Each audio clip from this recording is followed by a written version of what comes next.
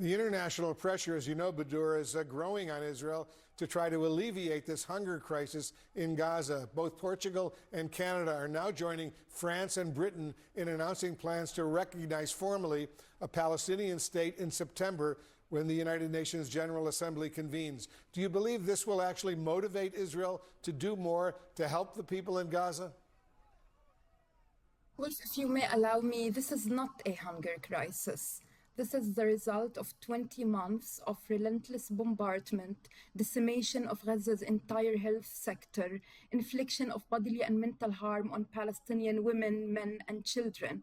And this is not simply a byproduct of the war. This is an intended, foreseen, and foreseeable result of Israel's military onslaught on Gaza that has resulted in what we are seeing. Genocide continues in Gaza, the killings continue, the pressure, yes, we welcome all kinds of pressure, especially the pressure on Israel to lift its restrictions on aid, but this is not enough. Very quickly, does Amnesty International still condemn Hamas?